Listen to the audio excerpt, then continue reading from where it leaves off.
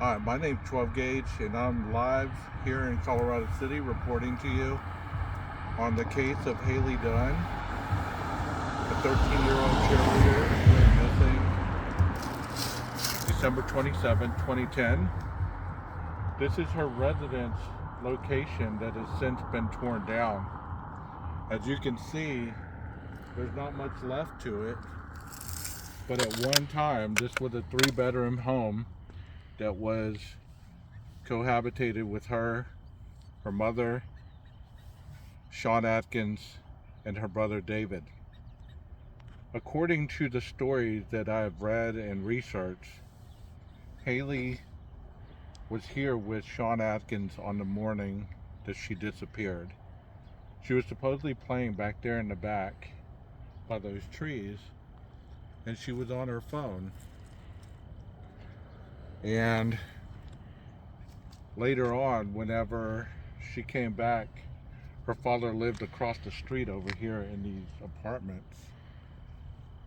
And her father could see her from his doorstep. At that point, nobody heard from Hailey, and her brother came in to the home and found Sean Atkins was in the home. He had to beat on the door. Nobody answered, so David crawled into a window and he confronted Sean in the hallway with a deer in the headlights look. As you can see, there's nothing much left here, just a lot of debris and a lot of what might have been, what could have been. The house was torn down, I believe, in 2013. And this is just the remnants of a life gone terribly bad. You know, people used to come and search for Hailey, put ribbons up. They had all kinds of signs, and there was even a group which called themselves Hailey's Angels. So where I'm standing right here, this is where the house used to stand. So right here would have been approximately where Hailey's room would have been, right here, facing the front of the house. And as you can tell, right over there, that's where her father, Clint, used to be able to watch and see his daughter coming and going. That day, supposedly she was going to visit him, and she never made it. Like I said, this town is about 2,000 people. And this area is mostly comprised of farmers and other things that help the economy. This was once the garage area, the driveway.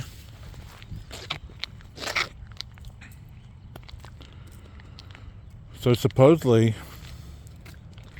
as reports have stated, Hailey was back here in this area on a cell phone. She supposedly walked to her friend's house, which was not far from here. I'm gonna go ahead and kind of walk with while I'm talking.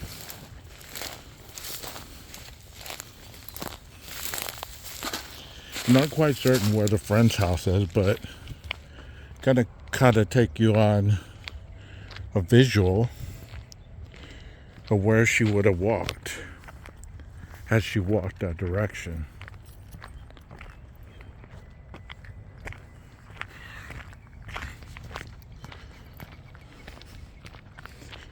As you can see, this is the back of her house. There's the water tower. And when they did the searches, her dad was quoted as saying He walked around looking in dumpsters, checking old abandoned buildings, and just trying to find his daughter.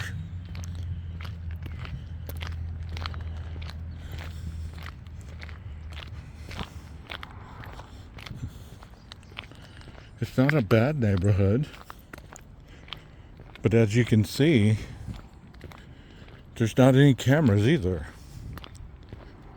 No cameras, at least not in 2010 maybe. And you want to hear something creepy, I'm going to show you here in a minute. So, like I said, I'm not certain which direction Hailey would have walked, but supposedly she walked to a friend's house. Well, when the friend was contacted, she denied that Hailey ever was supposed to spend the night with her. She denied that they had ever planned it. I will discuss more about the case after I show you this live footage, because I don't have it memorized and it's been a while since I've done the case. And I have updated information that I can share with you. We're just a block over from where Hailey lived.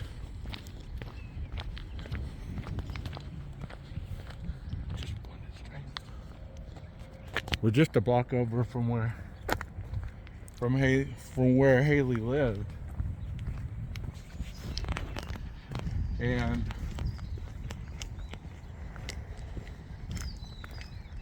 many people were involved in the search. Her classmates, DPS, search teams from Texas, Colorado City, police department. A lot of people were involved looking for Hailey.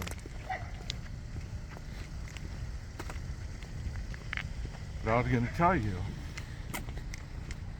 that I was going to show you something that was going to trip you out.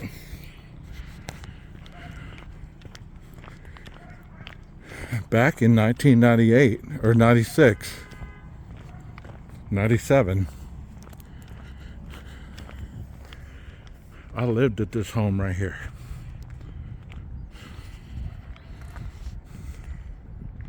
A block away. Obviously, Hailey Dunn wasn't born yet, but this is where I lived. My family and I. Obviously, it's changed a lot. And you know where I said all those times that I used to do the peeping Tom stuff? That's the house.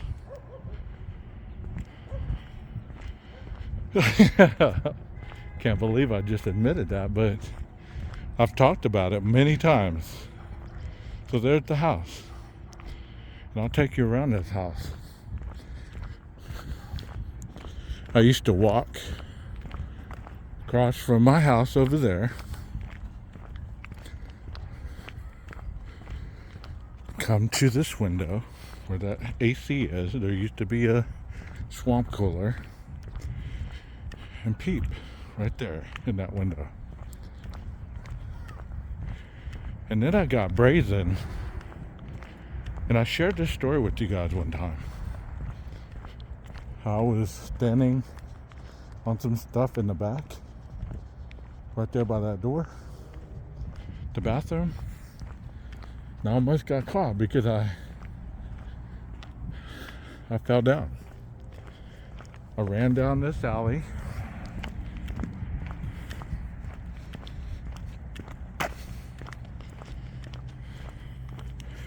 ducking and diving.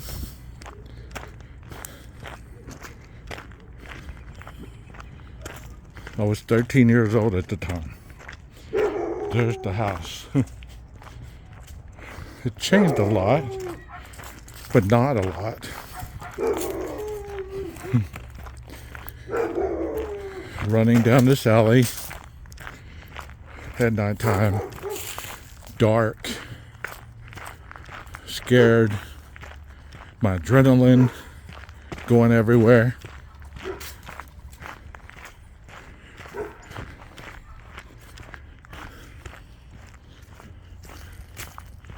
Just looking out for the police, because I knew for certain the police had been called.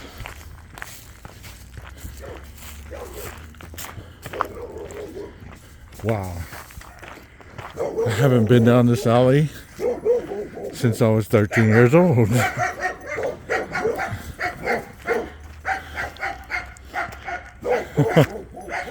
And if my memory recalls, it was probably the same type of dogs barking.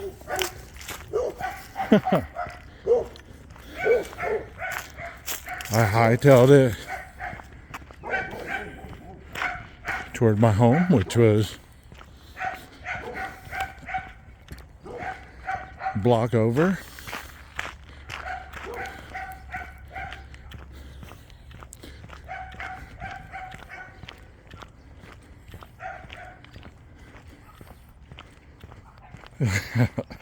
Can't believe I'm sharing all this on the film. But just showing you that I don't lie on what I talk about.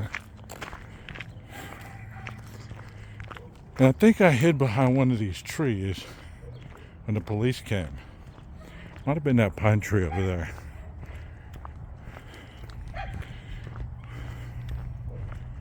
I crawled under it, waited for the police to leave.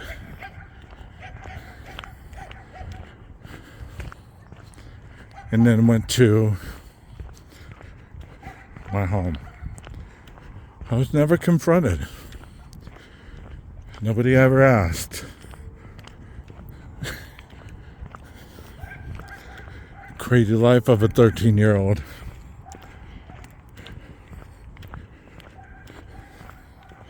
But as you can tell, not that far away.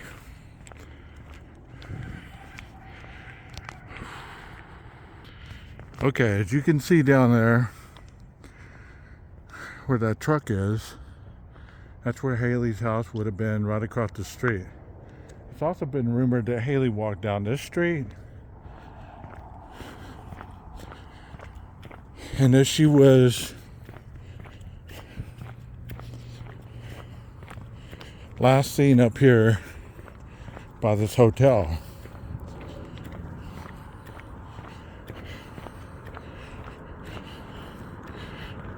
I mean, in 2010, there was a lot of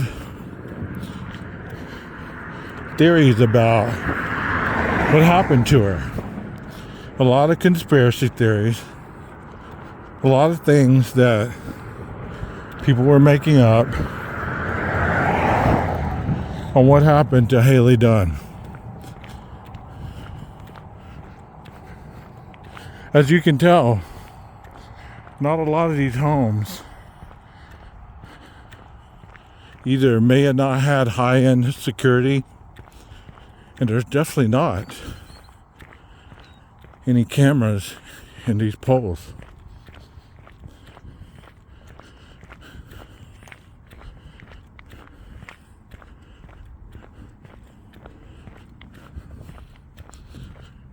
But we've since found out that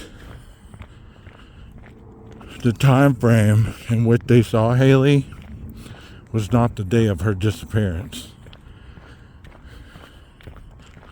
She never went by this hotel.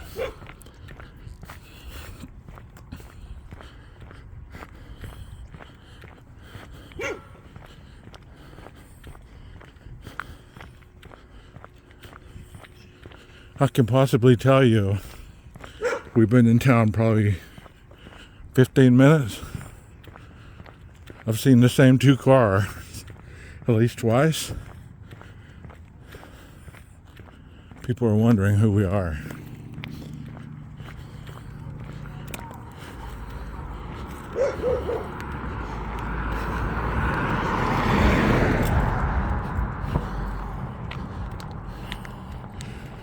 So 14 years ago, there was people wondering, asking questions, suspecting if this was the last location of Hailey Dunn. As you can see up ahead, there's a stop sign, and that is Interstate 20, heading east and west through Texas.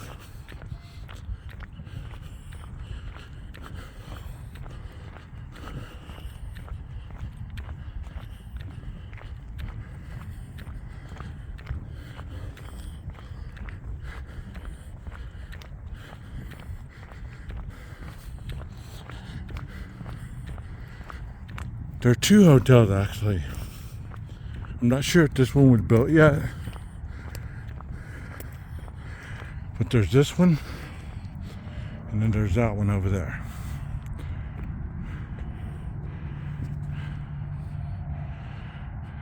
Nonetheless, speculation stated that she was last seen at one of those two. Okay, we're heading on to Snyder, Texas, the route that Sean Atkins took the morning that he drove to Snyder to supposedly quit his job and drove home. At this point, Billie Jean Dunn, the mother of Hailey Dunn, reported that she had gone to work in Snyder at a nursing home where she worked, and Sean worked in Snyder, and he supposedly took this route to work. What's interesting about this route is the Texas Rangers documented that they got his pings on this route. He did drive to Snyder, walked into his job, bought a Dr. Pepper, and then walked out. There was theory that he supposedly talked to his boss about quitting, and that proved to be false. So at this point, Hailey was supposedly in her bed. This was the morning of the 27th. She was supposedly in her bed, and nobody was at home with her. Her brother David had spent the night at another person's house. So Sean drove to Snyder, drank the Dr. Pepper, clocked out, and drove back to Colorado City, where his phone pinged later on that morning. And then supposedly he drove to Big Spring, Texas at his mom and dad's house, where he was looking up jobs since he had just quit his.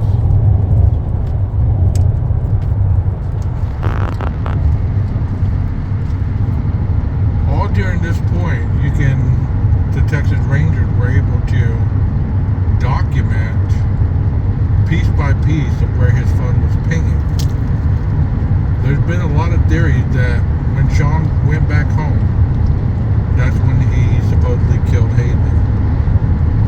Before then, there were theories that she was driven to Snyder and handed off to a drug dealer to work off the debt that Billie Jean Dunn and Sean Atkins had.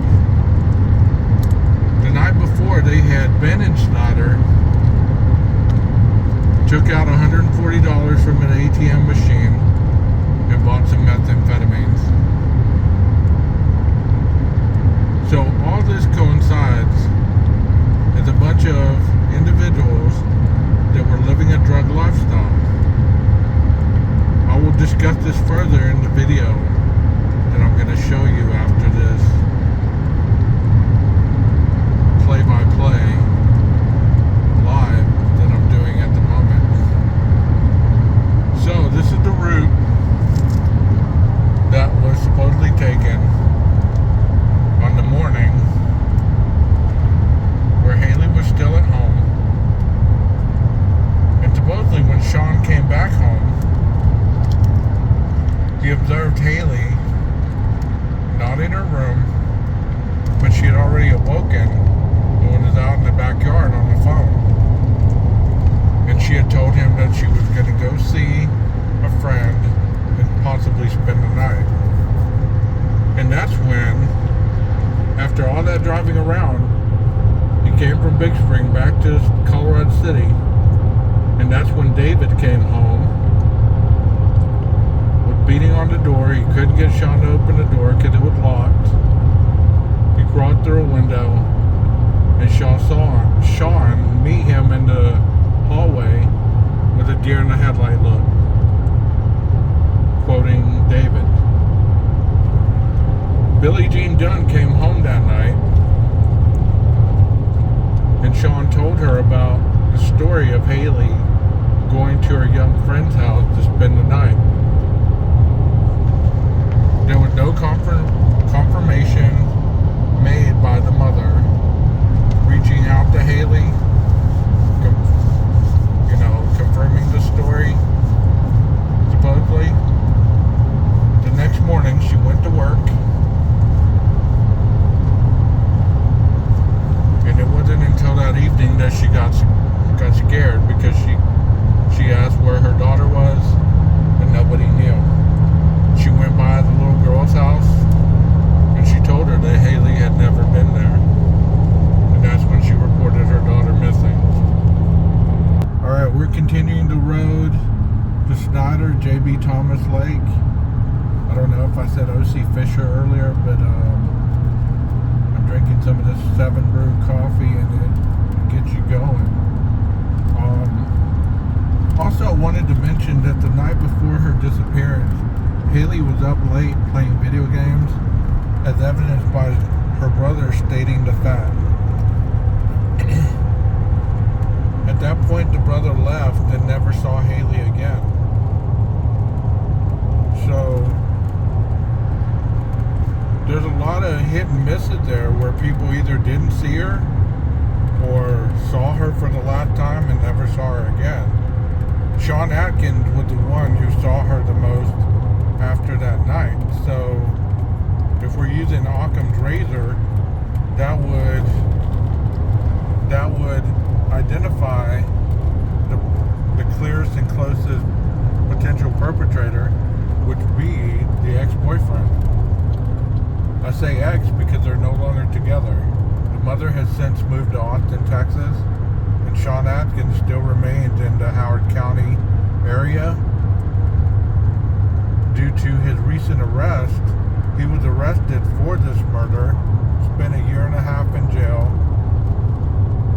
and right before the trial, they dismissed the case based on either lack of evidence or some kind of technicality. So, as I've always stated in these other cases, the judge or the prosecutor are able to dismiss the case at any time.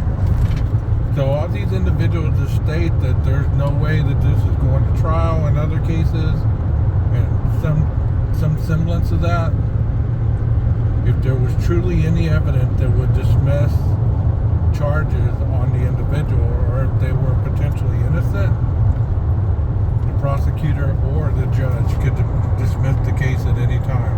And that's what happened in this case. He has since not been charged again, but I believe that since they let him go, if there's any further evidence, they could rearrest him and retry him. Since there was not a trial, it would not be double jeopardy. So we're just heading toward the lake right now. We're on March 16th, 2016 Hailey's remains.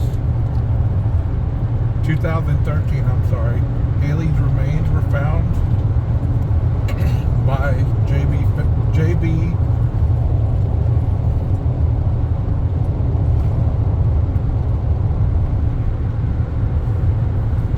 Thomas Lake. Sorry for that. Like I said, I'm having a coffee moment, bro. I can't help it. And I have people tailgating me right now, so I'm doing the best I can. I have my awesome cameraman with me, and he is supplying his camera footage right now as I speak. I hope I'm speaking loud enough that you guys can hear me. My camera that I was going to use, for some reason, failed to work. So it is what it is. I had to use my phone. But like I'm saying, I'm heading toward JB Thomas Lake, and we will be there shortly, and I will show you the lake area. I can't really show you where the remains were found due to it being an isolated area. An individual was hunting for arrowheads when he stumbled upon what resembled human remains. And that's when Texas Rangers, DPS, Scurry County police officials were called, and these remains were later identified as Hailey Dunn, 13, Colorado City, Texas. Okay, we're on the road heading to JB Thomas, and as you can tell, it's very desolate. Can you imagine it being 5:30 in the morning, if that's when he indeed brought Hailey's body out here, or he later brought her out here? It's quite secluded. There's not a lot of people out here. As you can tell, it's very isolated, and there's not a lot of cars.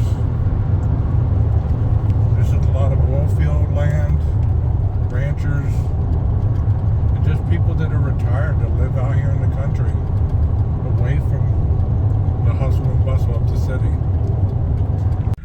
Okay, we've arrived at Lake JB Thomas, and as you can tell, this is the lake. And as I was telling you, this individual was out here looking for arrowheads, and he stumbled across the remains of Hailey Dunn.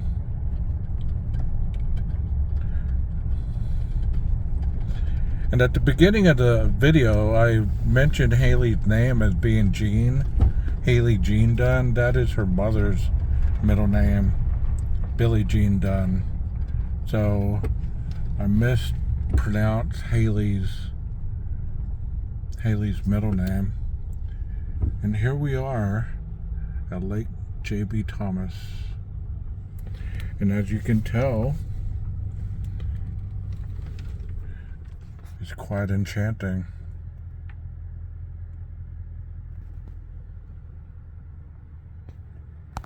I'll get out and we can give you some other views. I'll park right here. I really don't want my truck to go in the water.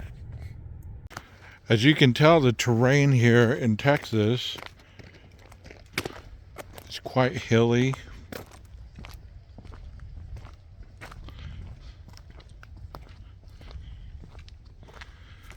There's a lot of mesquite. And you know, the ground is like pretty hard, so if you're looking for arrowheads, please, dear God, let me not stumble upon anything. That'd be terrible. Can't get over the view. But I'm going to stand right here and just show you kind of the landscape.